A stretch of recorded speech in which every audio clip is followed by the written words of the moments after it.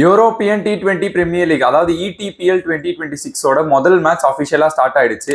Already இருக்கிற leaks பத்தாதுன்னு இது என்னப்பா இன்னொரு புது லீக் அப்படின்னு கேட்டீங்கன்னா, யூரோப்பியன் சைட்ல இருந்து அவங்க கண்ட்ரிஸ் நெதர்லாண்ட்ஸ் ஆகட்டும், அப்புறம் ஸ்காட்லாந்து, அயர்லாந்து இவங்க 3 பேரும் சேர்ந்து நம்ம ஒரு புது டோர்னமெண்ட் ஆரம்பிக்கலாம் அப்படின்னு சொல்லிட்டு ஸ்டார்ட் பண்றாங்க.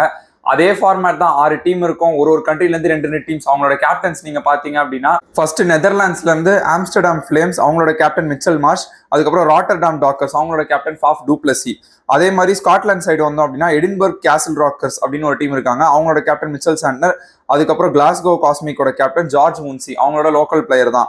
இது இல்லாம அயர்லாந்து சைட்ல இருந்து 2 டீம் இருக்காங்க, டப்ளின் கார்டியன்ஸ் அவங்களோட கேப்டன் நம்ம ஆஷ் அண்ணா ரவிச்சந்திரன் அஸ்வின், அதுக்கப்புறம் பெல்ஃபாஸ்ட் வூல்ஸோட கேப்டன் கிளென் மேக்ஸ்வெல். இந்த மாதிரி 3 கண்ட்ரில இருந்து 2 டீம், டோட்டலா 6 டீம்ஸ் சேர்ந்து ஒரு டோர்னமெண்ட் நடத்த போறாங்க, நடத்திட்டு இருக்காங்க, ஸ்டார்ட் பண்ணிட்டாங்க.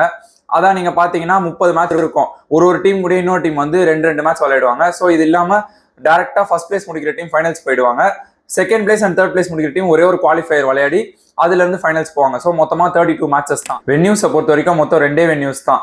ஸ்போர்ட் பார்க் டுவைவிஸ்டன், அது வூர்பர்க்ல நெதர்லாண்ட்ஸ்ல இருந்து ஒரு வென்யூவும், அதுக்கப்புறம் அயர்லாந்துல இருந்து உங்களுக்கே தெரியும் டப்ளின், அதாவது த வில்லேஜ் அப்படின்ற ஸ்டேடியமும்.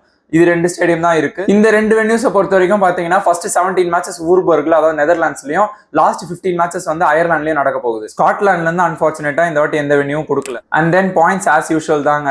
ஒரு வின் பண்ணா 2 பாயிண்ட் கிடைக்கும், தோத்தா 0 பாயிண்ட்ஸ், அதுக்கப்புறம் மழை வந்து இல்ல நோ ரிசல்ட் அந்த மாதிரி ஏதாவது ஆச்சுன்னா 1 பாயிண்ட் கிடைக்கும். இது இல்லாம நெட் ரன் ரேட் கால்குலேஷன்ஸ்லாம் வந்து கணக்குல எடுத்துக்குவாங்க. ஸோ இப்போ ஸ்குவாட் சைஸ் பாத்தீங்க அப்படின்னா மொத்தம் 17 பிளேயர்ஸ் இருக்கலாம். இதுல வந்து கண்டிப்பா 8 லோக்கல் பிளேயர்ஸ் இருக்கணும். அதாவது இந்த 3 கண்ட்ரில இருந்து சேர்த்து 8 லோக்கல் பிளேயர்ஸ் இருக்கணும்.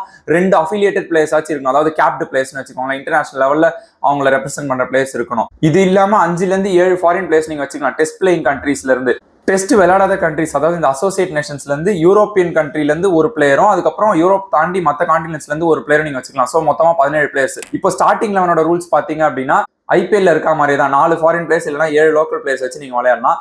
இது இல்லாம இன்னொரு காம்பினேஷன் இருக்கு, அதாவது எப்படின்னா 5 லோக்கல் பிளேயர்ஸ் மட்டும் வச்சு விளையாடலாம். பட் அங்க எப்படின்னா 2 அந்த அசோசியேட் நேஷன் பிளேயர்லயும் நீங்க வச்சு விளையாடணும். அது இல்லாம அதான் அந்த மீதி 4 ஃபாரின் பிளேயர்ஸ் அந்த மாதிரி வச்சு விளையாடலாம். சோ இதெல்லாம் தான் ரூல்ஸ் அண்ட் ரெகுலேஷன்ஸ். அதுக்கப்புறம் அந்த ஸ்குவாட் சைஸ் லிமிட், அது எல்லாமே நான் எனக்கு தெரிஞ்சு கிளியரா சொல்லிட்டேன் அப்படின்னு நினைக்கிறேன். நம்ம சைட்ல இருந்து ஆஷ் அண்ணா இருக்காங்க, சோ கண்டிப்பா அந்த டீம் தான் நம்ம சப்போர்ட் பண்ண போறோம். இது இல்லாம மற்ற டீம்ஸ்க்கும் உங்களுக்கு சப்போர்ட் பண்ணதுக்கான ரீசன்ஸ் இருக்கும். சோ யார் வின் பண்ண போறாங்க அப்படின்ற உங்க தாட்ஸ் வந்து கமெண்ட் செக்ஷன்ல சொல்லுங்க.